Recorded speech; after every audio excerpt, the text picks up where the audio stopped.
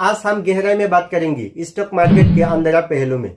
हम उन बातों पर बात करेंगे जो लोग काम करता है लेकिन बहुत आम है, स्टॉक मार्केट का मैनिपुलेशन और इनसाइडर ट्रेडिंग के शिकार बन जाती। तो चलिए दोस्तों, the dark side of the stock market शुरू करते हैं। The Nifty is opening 70 points higher. Today we have hit a new all-time high. In the Sensex has hit the 50,000 mark.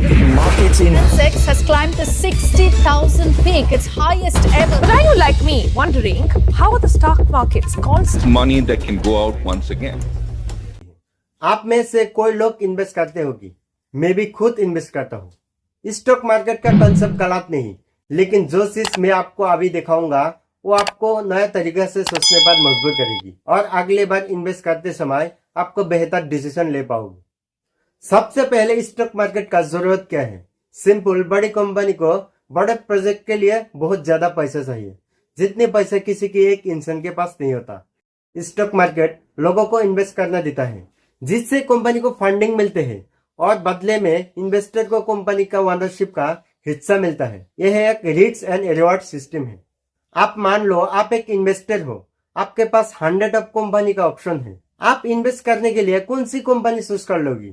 वही ना जिससे ज्यादा प्रॉफिट मिल सकता है।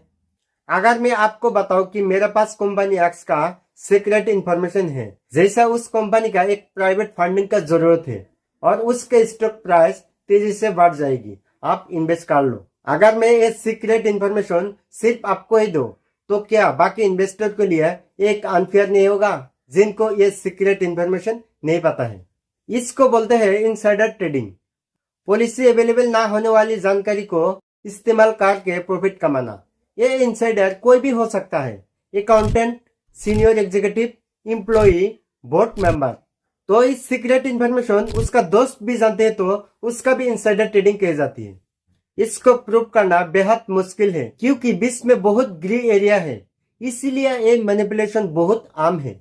एक example, New York Times reporting over the weekend that Goldman Sachs is running a scheme to artificially inflate aluminum prices. An aluminum warehouse controlled by Goldman Sachs. Goldman सैक्स aluminium scam की, जहां aluminium की supply को control करके उसी कीमत artificial बढ़ाई गई थी और बैंक के उसी फ्यूचर में प्रॉफिट कमा लिया, क्योंकि बेसिकली फ्यूचर प्राइस को प्रेडिक्ट कर सकता है। आप देख लीजिए कॉमन इन्वेस्टर को नेगेटिव डिसीजन का रिजल्ट क्या होता है। जब आप इन्वेस्ट करते हो तो ज्यादातर लोग सिर्फ प्रॉफिट का बारे में सोचते हैं, बाकी सब एक्सपेक्ट को इग्नोर कर दिया जाता है।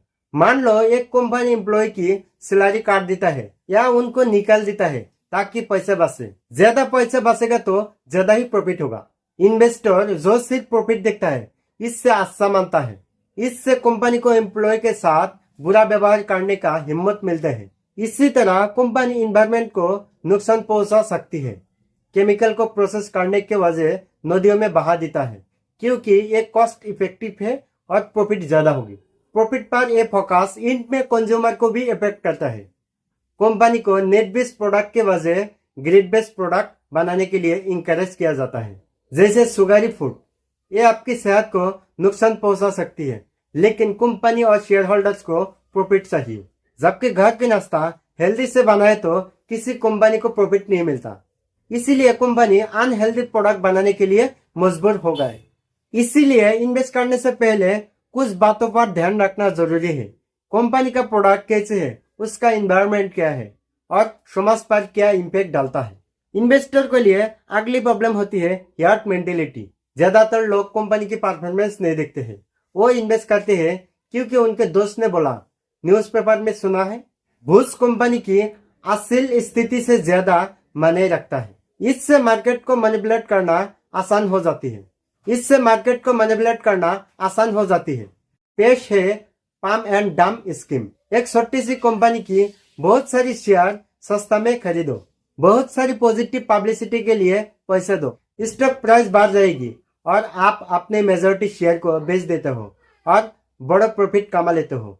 स्टॉक प्राइस क्रैश हो जाता है और स्टॉक 73 गिर गए एक दिन में और 9,200 करोड़ इन्वेस्टर को वेल्थ आउट हो गया। कंपनी को नीचे से दिखाता है फैक्ट नेगेटिव न्यूज ताकि स्टॉक क्रैश हो और मैनिपुलेटर शॉर्ट सेलिंग से प्रॉफिट कमा लेती है। जब मैनिपुलेशन वायरस की तरह फैलता है तो बबल बनता है और बबल जब ब्लास्ट होते हैं तो इकोनॉमी के क्रैश होती है। और जब बबल्स ब्लास्ट होती है तो पूरा इकोनॉमी हिला देता है। और 2008 का हाउसिंग क्राइसिस वर्ल्ड का सबसे बड़ा इवेंट है। लॉन्ग सिस्टम से इतनी परेशान हो गई थी कि 2008 क्रैश के बाद बिटकॉइन जैसे डिसेंट्रलाइज करेंसी बनी, जिसमें कोई सेंट्रल कंपनी मैनिपुलेशन नहीं कर सकती। तो इस वीडियो के लिए फाइनल एडवाइस होती है how to protect yourself. Number 1 पे आते हैं हाइप के पास से मत भागो। कंपनी फंडामेंटल को देखो, स्टॉप लॉस लगाओ, लॉन्ग टर्म माइंडसेट रखो, कभी भी लोन लेकर इन्वेस्ट मत करो, रिस्क मैनेजमेंट सबसे ऊपर रखो। ये गेम प्रॉफिट से ज्यादा साइकोलॉजी और डिसिप्लिन का है। दोस्तों, स्टॉक मार्केट बुरा नहीं और इस डार्क साइड को समझना जरूरी है।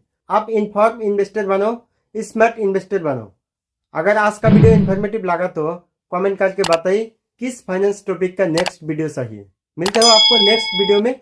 बहुत बहुत धन्यवाद।